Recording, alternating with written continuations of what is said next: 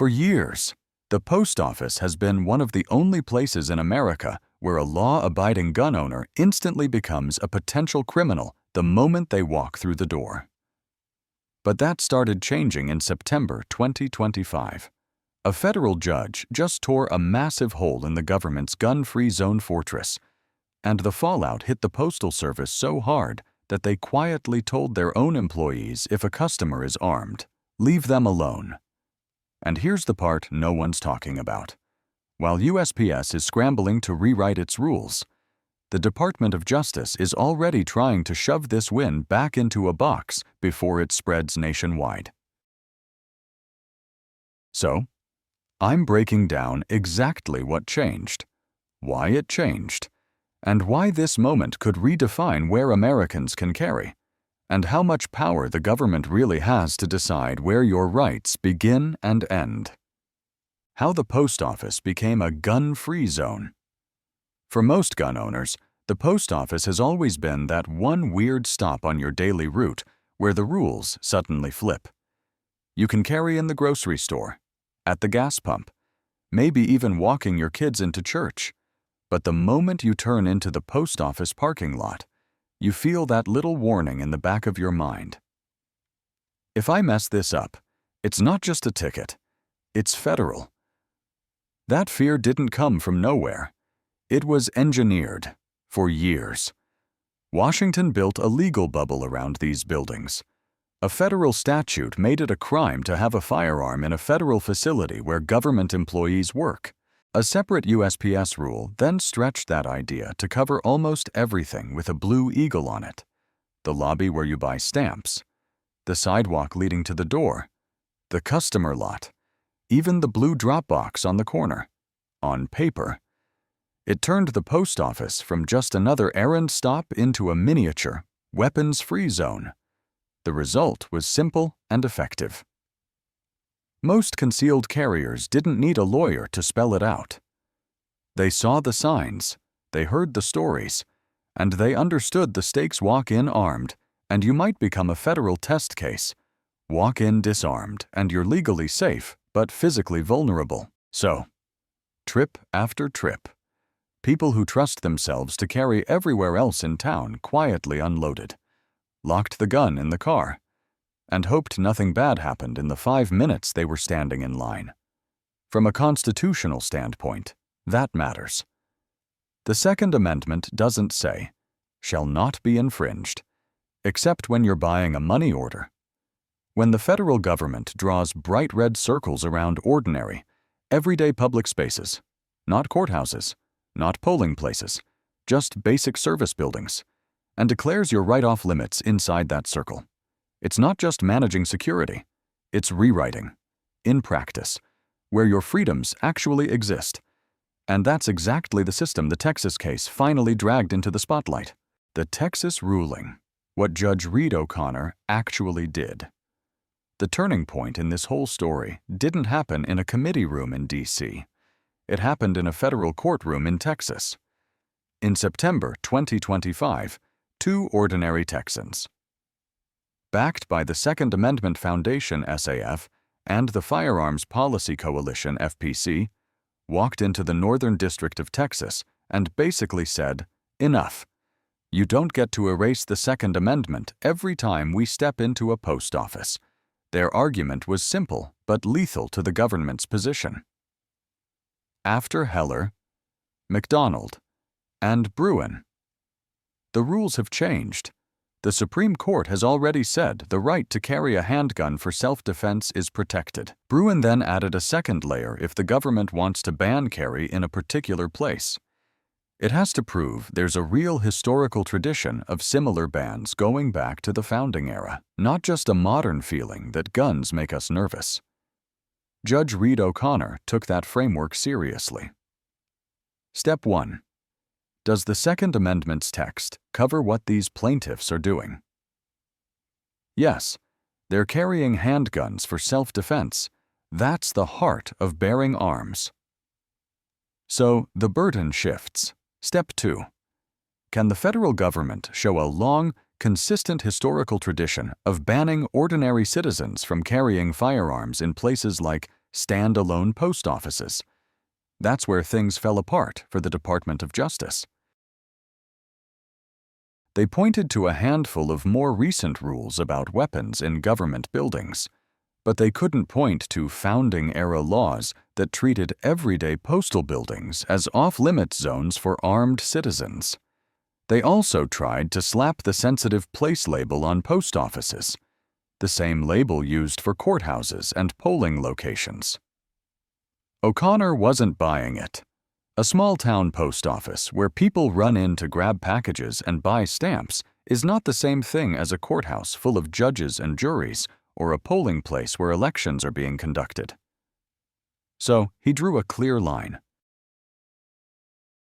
In an ordinary post office, the kind you drive past every day, with a flagpole, a customer parking lot, and a public lobby, the federal government cannot simply declare that every law-abiding citizen must be disarmed just to stand in line.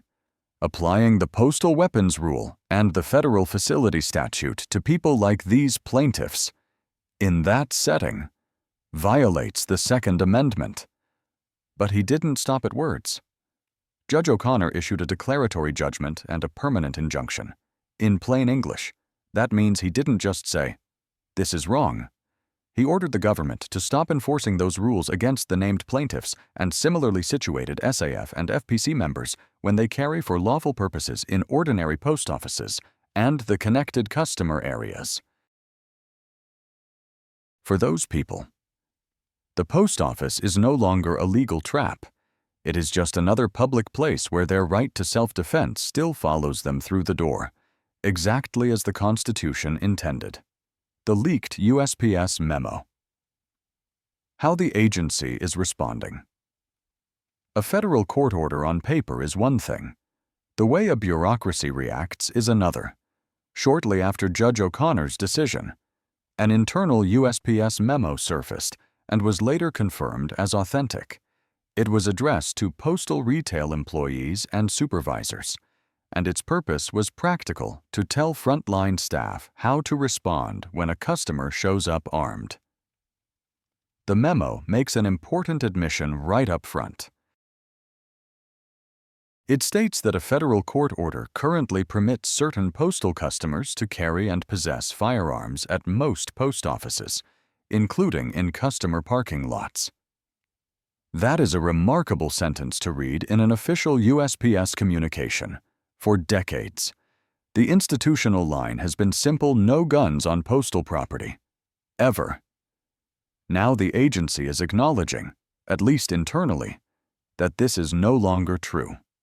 From there, the guidance is two-track. First, retail employees are told not to confront or engage the customer about the firearm. They are instructed to let the person conduct their business in the same manner as other customers. That means no impromptu policy lectures at the counter, no demands to disarm, and no immediate calls to the police just because a gun is present. Second, once the customer leaves, employees must report the incident to a supervisor or manager. Management, in turn, is told to contact the U.S. Postal Inspection Service hotline. The inspection service will decide whether the firearms ban can lawfully be enforced under the circumstances and whether any further action is justified. The memo also draws a line on involving local law enforcement. It says that 911 should only be called if the customer is interfering with operations or acting in a way that raises immediate safety or security concerns. In other words, simple possession of a firearm, without threats, disorder, or criminal behavior, should not trigger a police response. That is a quiet but meaningful shift. Away from the old assumption that an armed citizen on postal property is automatically a problem to be removed. At the same time, the memo underscores that nothing has changed for employees. It explicitly reminds postal workers that the court's decision does not affect the ban on firearms possession by Postal Service employees on postal property. Carrying or storing firearms on postal premises, including in personal vehicles parked there, remains prohibited and can result in discipline up to removal. So even as USPS adjusts its treatment of some armed customers, it keeps its own workforce completely disarmed on the job, regardless of local carry laws. DOJ's countermove and why this case matters going forward. Predictably, the Department of Justice didn't treat this ruling as a broad defeat, instead of taking the case straight to the appellate court. DOJ lawyers chose a more cautious and strategic move. They asked the judge to clarify the injunction. In practice, that request is about limiting how far this decision can reach. Their argument relies on the distinction between an as-applied challenge and a full, facial strike down. Judge O'Connor didn't erase the federal rules entirely. He ruled that, when applied to law-abiding citizens carrying for self-defense in ordinary post offices, the government could not justify those restrictions under Bruin. The DOJ is now using that narrow framing to insist that the injunction should apply only to the specific plaintiffs in the case and to verified members of SAF and FPC, rather than to every gun owner who walks onto postal property, viewed strategically. This tells us a lot about how the federal government sees the landscape. Agencies like USPS and prosecutors at the DOJ understand that Bruin has made it harder to defend sweeping gun-free zones. Courts now expect real historical support, not assumptions or modern concerns, so the government is trying to contain each loss, accepting narrow defeats while keeping the broader enforcement framework intact for everyone else. In practical terms, that means the federal restrictions are still on the books. Outside the specific group protected by the injunction, postal inspectors and U.S. attorneys can still bring charges, and courts in other regions are not required to follow Judge O'Connor's reasoning. For most gun owners, that remains a real legal risk. But there's another side to this moment. This case shows that Bruin is not symbolic. It's shaping real policy. When gun owners challenge overbroad restrictions with solid legal backing from groups like SAF and FPC, they can push federal agencies to rethink long-standing assumptions about where the Second Amendment applies. And the fight isn't limited to carrying inside post offices. Separate lawsuits are challenging the federal ban on mailing concealable handguns through USPS, a restriction dating back to the 1920s. Other district courts have questioned whether federal weapons rules can be applied to postal workers at all. Piece by piece, these cases highlight USPS as a significant battleground in the broader question of whether the federal government can carve out large, odd, everyday spaces where constitutional rights are treated as optional. Ultimately, the significance of this Texas ruling is not about creating a new right. It's about restoring an old one. It signals that the government cannot permanently wall off ordinary, publicly accessible places from a fundamental liberty simply because it's administratively convenient. And for millions of Americans who carry to protect their families, it reinforces a simple point. The courts are finally beginning to say out loud, the Constitution doesn't stop at the edge of the post office parking lot. Practical takeaways for gun owners. So, what should a gun owner do with this information? First, be clear about where you stand. If you are a member of SAF or FPC, and your situation matches the one described in Judge O'Connor's injunction, your legal risk when carrying in an ordinary post office has changed. The federal government has been told it may not prosecute you simply for being armed while you conduct postal business. If you are not in that category, the prudent course is caution, until higher courts weigh in or Congress changes the law. 18 U.S.C. Section 9, 30, subsection A, and 39. CFR. Section 232.1, subsection L, exist and give prosecutors tools they can choose to use. No commentator can guarantee how a U.S. attorney or postal inspector will react in your district. When in doubt, talk with competent local counsel and make conservative choices that protect your liberty and your ability to own firearms. Finally, remember that these gains did not appear by magic.